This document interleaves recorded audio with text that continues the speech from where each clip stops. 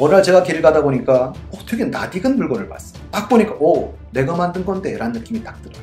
내가 만든 건데? 근데 웃기게도 여러분들 이걸 쓰시려면 돈을 지불하시. 그러면 딱 보면서 무슨 느낌 받으세요? 낯설지. 이게 소외예요.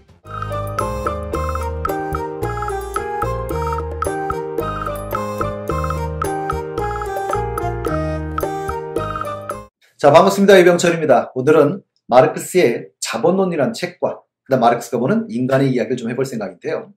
일단 마르크스의 저서 중에 여러분들이 가장 유명한 저서 자본론입니다. 1867년에 나오죠. 그런데 이 자본론이 출판되고 첨부가 팔리는데 5년이나 걸려요. 그럼 왜 이랬을까요? 그럼 시대에 안 맞은 것도 있을 거고요. 내용이 상당히 어려운 것도 있을 겁니다. 실제로 마르크스의 이건 일환인데요. 그냥 정확한 일환인지는 저도 정확히 모르겠습니다만 마르크스와 엥겔스가 책을 일단 출판했으니까 둘이서도 어쨌든 술 한잔 해야 되지 않겠어요? 그래서 엥겔스가 축하한다라고 말했더니 마르크스가 이 책 괜히 썼어. 공산주의는 잠꼬대일 뿐이야 라고 말했다고 하지. 그리고 실제로 이 책에 얽힌 일화들은 상당히 많아요. 책을 쓰고 난 다음에 이제 독일에 있는 어머니에게 엄마 나 책 나왔다? 그리고 책 하나를 보냈죠. 그랬더니 어머니가 답장을 써줍니다. 답장이 뭐라고 써있냐면 이렇게 써있어요. 자본에 대해서 쓰기보다는 자본을 좀 만들었으면 좋았을걸 이라고 편지를 썼고요. 실제로 이 어머니는 그전에도 이런 말을 했었다고 그래요. 책을 쓰기 전에도 대체 무슨 책 쓸 거니? 그랬더니 자본론 쓸 거야. 그랬더니 어머니가 지 자본도 관리 못하는 게 라는 얘기도 하셨다고 하죠. 근데 이 마르크스의 어머니 쪽이 필립스가입니다. 여러분들 알고 계시는 다국적 기업인 필립스가고요. 물론 설립자가 필립스죠. 그래서 이 필립스도 마르크스를 무척 싫어했었다고 그래요. 그리고 이 자본론에 얽힌 또 하나 일화는 자본론은 1권만 마르크스가 씁니다. 물론 2권, 3권은 마르크스가 죽고 난 다음 사후에 엥겔스가 편집해서 책을 출판하게 되는데요. 이 과정도 여러분들이 생각해주면 되게 재미있어요. 마르크스가 1권을 쓰고 난 다음에 엥겔스가 계속 독촉을 합니다. 야, 2권, 3권 빨리 써야 될 거 아니야? 라고 했는데 마르크스가 안 써요. 3권이 나온 시기를 보시면 알겠지만 27년 됩니다. 마르크스는 이 책을 쓰는데 참고 문헌만 1500권 이상의 참고 문헌을 사용했다고 해요. 그러다 보니까 이 자본론은 어떻게 놓고 본다면 정말 다양한 사상을 종합해서 사상을 확립한 책이기도 하죠. 그래서 기억나십니까? 우리가 학창시절에 학교 다닐 때 보면 마르크스는 안 배우는 데가 없어요. 어느 과목이든 마르크스는 다 나오는데 놀랍게도 마르크스에 대해서 자세히 설명하는 과목은 없었던 어리절의 기억이 있어요. 실제로 마르크스는요. 어떤 경제적 측면은 리카르도에게 가장 큰 영향을 받았고요. 철학적 측면은 여러분들이 알다시피 헤겔이라거나 포이어버의 사상에 영향을 받죠. 그리고 자기 이상향은 생시몽에게 영향을 받았고 로크에게도 커다란 영향을 받았다. 그래서 이 사람들을 종합해서 확립했던 인물, 그 인물이 바로 마르크스입니다. 마르크스가 이 책을 쓰는 곳은 영국 박물관이었죠. 영국 박물관 내에 있는 도서관에서 책을 쓰게 되는데요. 이 도서관을 왔다 갔다 했던 유명인이 상당히 많다고 해요. 하지만 가장 많이 왔던 사람은 마르크스라고 하죠. 마르크스는 실제로 이 영국 박물관 걸어서 10분 거리에 살았다고 합니다. 그런데 여러분들이 보통 우리가 자본론 이렇게 말하면 가끔 오해하시는 분들이 있으세요. 물론 책을 읽어본 분들이야 다 아시겠지만 마르크스 딱 우리가 떠오르는 게 사회주의, 막 공산주의. 그러니까 이 자본론에는 사회주의나 공산주의에 관한 내용이 써있겠지라고 생각하시는데 아닙니다. 책 제목에서 알다시피 자본론, 말 그대로 자본주의에 대해서 써있어요. 자본주의 내용이 뭐고 자본주의 운영 원리가 뭐며 자본주의 문제점은 뭔지 이런 걸 다루고 있는 책이 실제로 자본론입니다. 그래서 엥겔스가 자기의 서평에서도 이런 말을 쓰죠. 이 책을 읽은 독자들은 크게 실망할지도 모른다.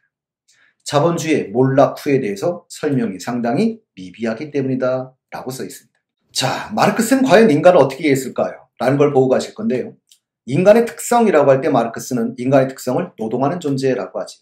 물론 단어를 좀 쉽게 가시면 노동한다, 일하다. 그러니까 생산하는 존재가 인간이라고 말을 해요.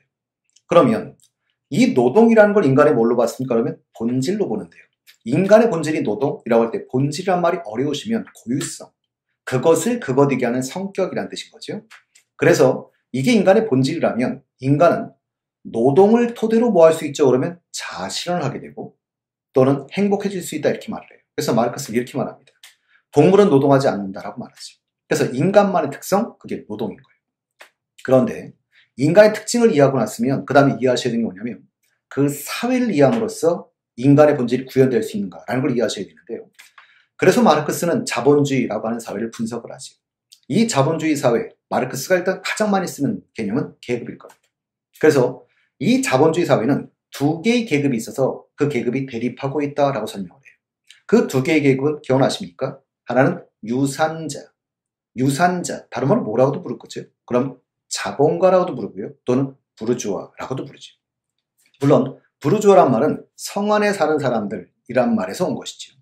성 안에 산다는 건 무슨 의미를 갖고 있죠? 그럼 성 밖보다는 안전하고 어떤 풍요로움을 누릴 수 있는 사람들이었을 거예요. 그리고 또 하나의 계급은 무산자라고 말하는데요. 무산자, 다른 말로는 노동자의 의미가 있을 거고요. 다른 말로는 프롤레타리아라고 부르죠. 물론 프롤레타리아라는 말은 로마 시대의 그 말의 어원을 두고 있는데요.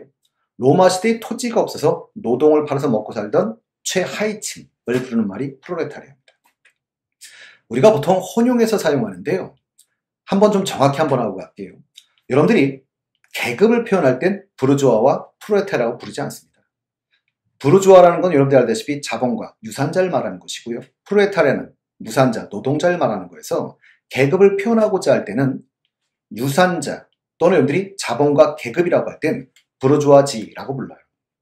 그리고 여러분들이 그 무산자 계급이라고 표현할 땐 프롤레타리아트라고 부르죠. 그러니까 부르주아지, 프롤레타리아트. 그럼 다시 보면 부르주아는 여러분들이 자본가라는 뜻이고요. 자본가 계급 그럼 부르주아지라고 부르고요. 그 다음에 프롤레타리아는 여러분들이 노동자라는 뜻이고 노동자 계급 그럴 때는 프롤레타리아트라고 부르셔야 돼요.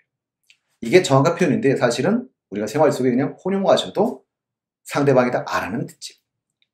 자, 그런데 우리가 다시 한번 보고 가고 싶은 이거예요.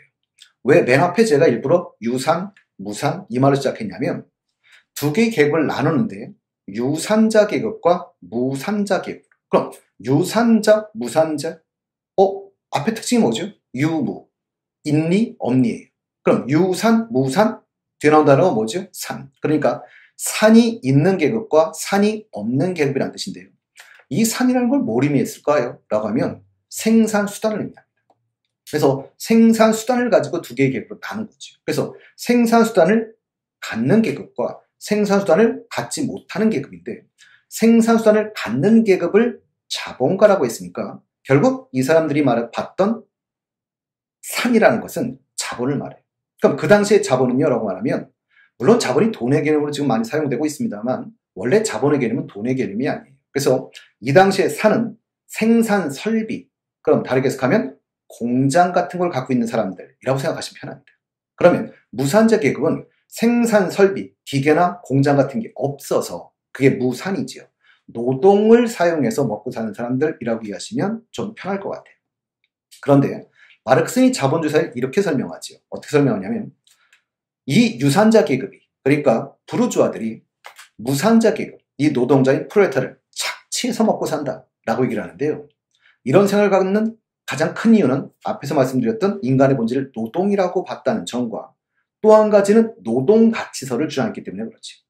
노동가치설 이렇게 말하면 여러분들이 자연이라는 것은 그 자체로 가치를 갖는 게 아닙니다. 이 자연에다가 노동을 가미하면 상품이 되는 거예요.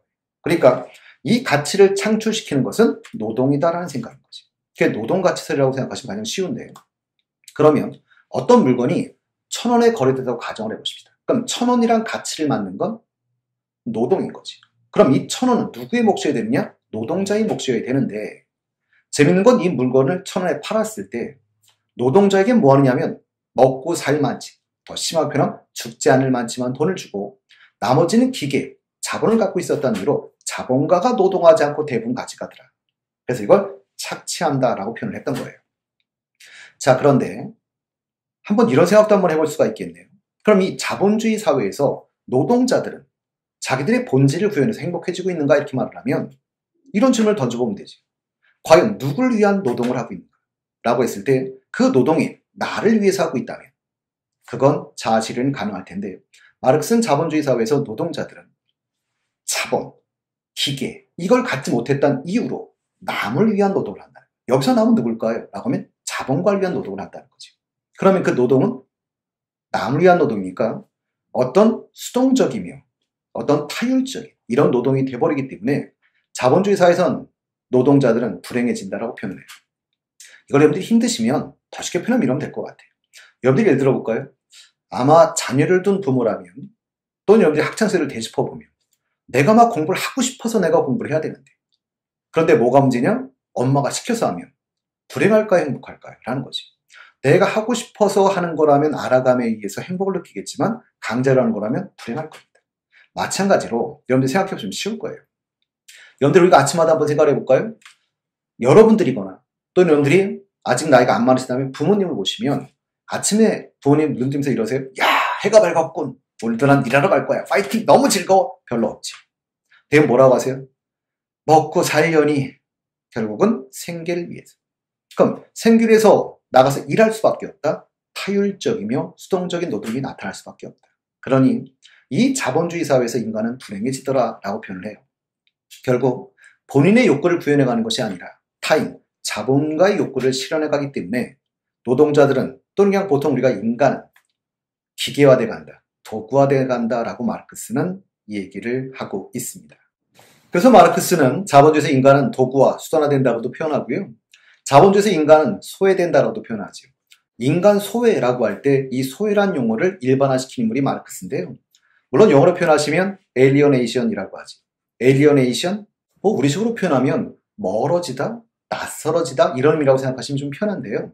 우리가 생활 속에 써본 데는 이런 말이 있을 겁니다. 요즘 우리 관계가 좀 소원해. 그러니까 좀 멀어졌다는 뜻이죠. 그리고 또 우리가 보면 이런 말도 쓰죠. 누구를 소외시킨다.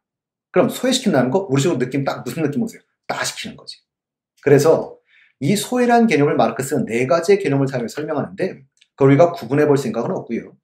하나 정도, 4개가 연계되어 있거든요. 그래서 하나 정도, 그래서 이런 느낌을 말하는구나 정도 한번 느껴보려고요.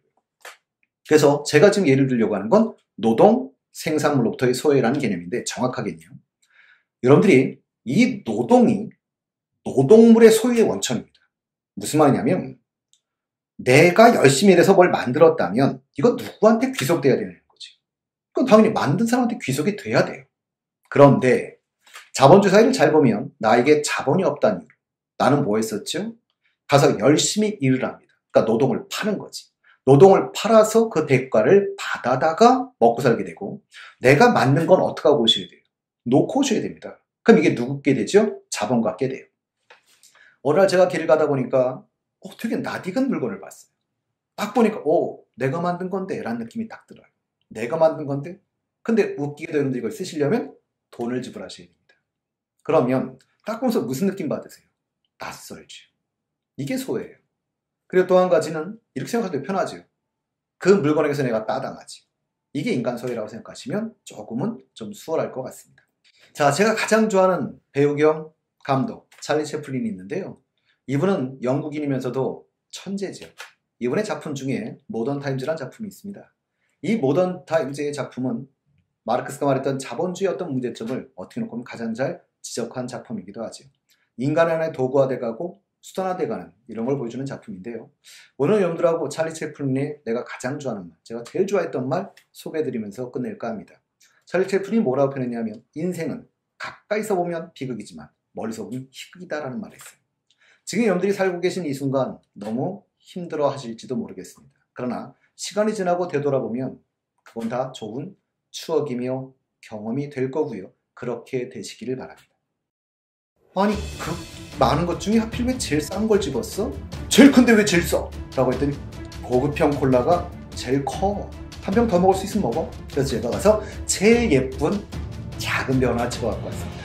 그리고 먹었지. 그 친구가 저한테 이렇게 말하더라고요. 아니 그 많은 술 중에 하필 샘플을 먹어?